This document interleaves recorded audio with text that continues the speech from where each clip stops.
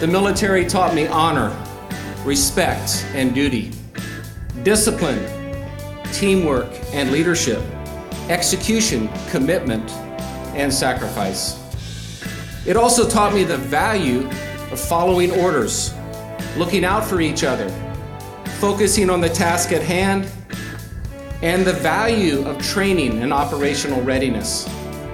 All fundamental qualities and attributes which are directly applicable and highly valued by our business mission here at DuPont. We're happy to welcome Ed Flanagan. Ed is the Global Supply Chain Manager for Kevlar, division of DuPont. After graduating college, he was commissioned as an ensign in the U.S. Navy. One of his later assignments included Assistant Chief Engineer for the USS Carl Vinson. Ed joined DuPont in 2008 after retiring from the Navy as a commander. We're also joined by Bill Weber, Vice President of DuPont. Bill is currently on the Board of Governors of the Aerospace Industries Association. Ed and Bill, welcome to Hiring America. Hey, Lauren, glad to be here. Thanks, Laura. Bill, tell us a little bit more about DuPont. I'm glad you asked. DuPont, people may or may not know, is a company that's over 200 years old. It's been in the U.S. since 1802. We started off as a gunpowder company. We started off making gunpowder for Thomas Jefferson because the U.S. needed high-quality gunpowder. People know us through the second centuries and polymers and chemicals. Now we're into seeds and a lot of other businesses.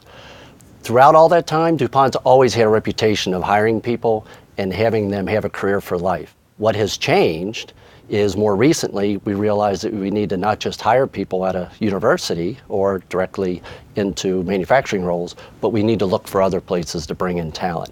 That's part of why we're here today, is to tell you about our journey in hiring vets. And what did it take to realize that you weren't recruiting or hiring enough vets? So starting 3 years ago, 2011, a couple of the leaders that were vet officers prior went to me as one of the corporate officers and said, can we form an affinity group, an employee network amongst the vets? So we created the Dupont Vet Network in 2011, and then it built from there. We realized this is not just about helping the vets that are currently working for DuPont to feel more comfortable with each other and more comfortable in a career in DuPont. We need to go out and get more of these vets because they're such high talent. And Ed, you are one of those veterans. I am.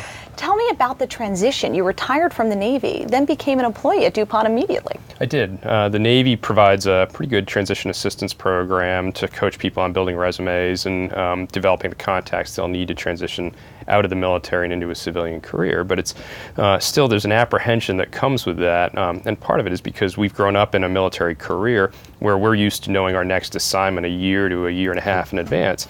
And that's not the reality of the manufacturing world. Tell us a little more about your military experience. After I was commissioned, my first assignments were out in San Diego, and I was the navigator on a smaller ship. And then I had a series of more complex roles after that. In between, the Navy was good enough to let me go to the Naval Postgraduate School for a master's degree. But we moved back to San Diego, and I was operations officer on a ship, and then ultimately on a squadron. And then I worked in the strategy department for U.S. Joint Forces Command in Norfolk, so I had a chance to do some global strategic planning for the military at large. And then you heard that I was on Carl Vinson. I was a damage control officer and assistant chief engineer. And then my final at-sea job was on USS Essex, which is one of the big Harrier carriers, and that was based out of Sasebo, Japan. I was the operations officer for that ship, so gave me quite a wealth of both operational and engineering experience throughout. And what skills do you think you bring to the table because you're a veteran?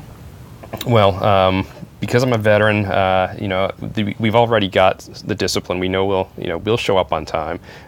We're mission oriented. We get the job done. We're very much about trying to achieve success on a given task, and I think that's very important in corporate America. We're driven to succeed. So those things all help. And what kind of feedback have you been getting from your colleagues who are veterans?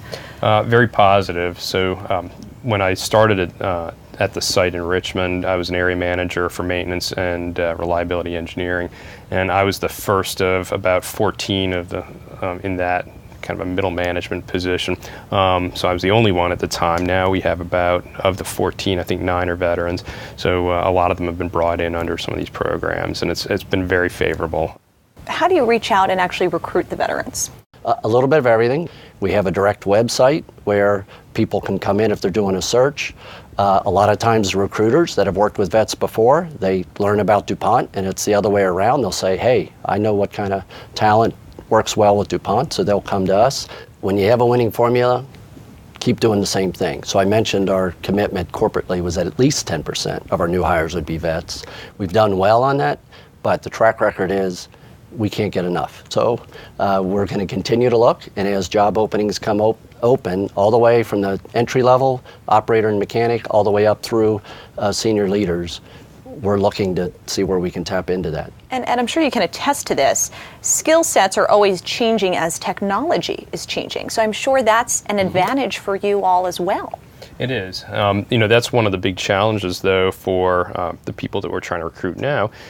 We've had some success recruiting officers, but as we look at some of the technicians in the military, translating the skills that they've had into what a civilian job would require is a bit of a difficulty. The skills may be the same, they're just called different things. So we're working on that, and we've had a lot of success recently. Of the 40 new hires we've had, over a quarter of them are veterans. So they'll move into roles in technology and manufacturing.